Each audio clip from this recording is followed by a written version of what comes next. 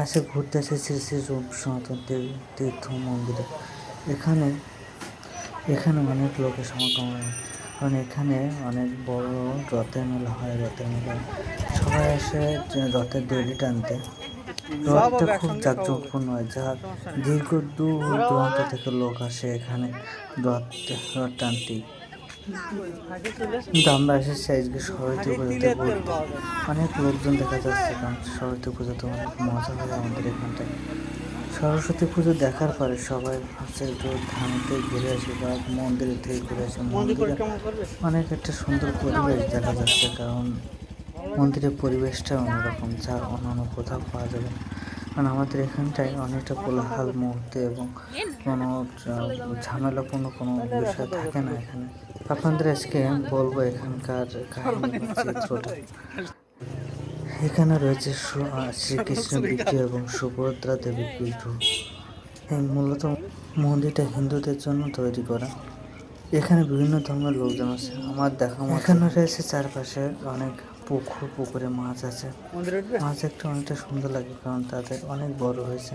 তাদের খেতে দিলে সাধারণত তাদেরকে দেখা যায় যে কি সুন্দর করে খায়।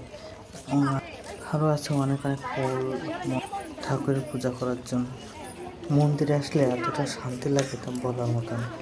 মন্দিরে আসলে মনে হয় যেন পৃথিবীর আর কোনো কিছু নাই আমাদের কাছে, সব কিছুই আমাদের মন্দিরে আসতে এতটা ভালো লাগে তা আসলে বলার মতো না।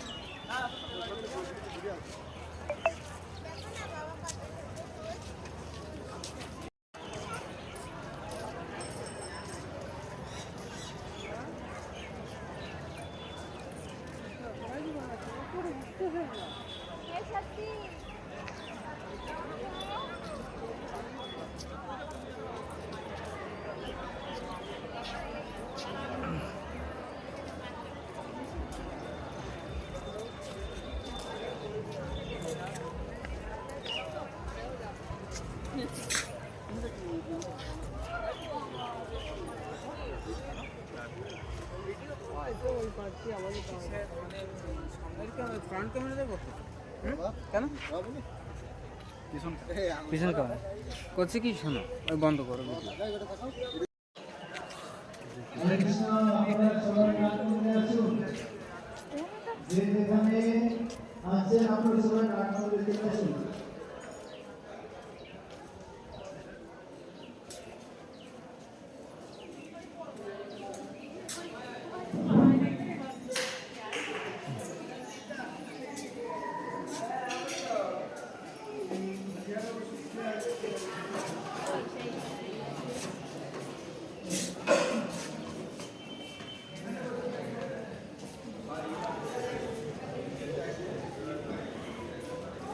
তোমরা বসতে পারো।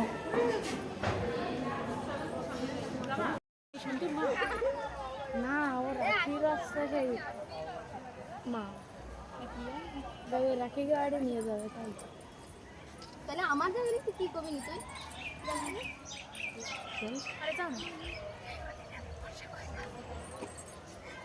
মানে কানা কত প্রকার দেবে।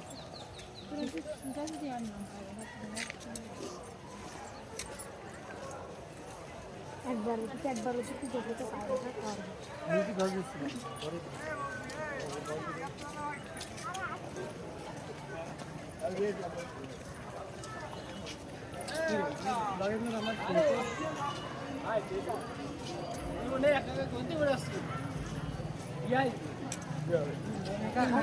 যাবো করছে কতক্ষণ থাকবে? এই কারণে হচ্ছে ওই পুজোটা, ওইখান থেকে পুজোটা শেষ করে তারপরে এখানে আসলে আরো কিছুক্ষণ থাকে। মনে করো এখন শেষ হতে, এখন কি আর আসে? এখনই আসছে পুজো শেষ, সুন্দর তো পুজো শেষ হয়ে গেছে।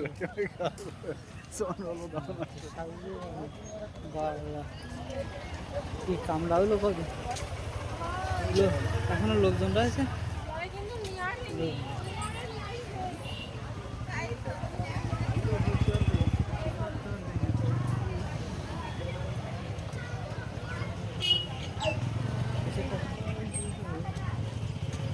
ছবিও তোলা হলো না না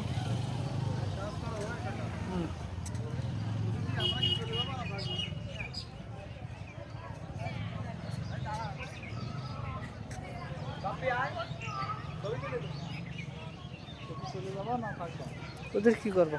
ওদের গাড়ি উঠে যাবা আবার দিদি আমার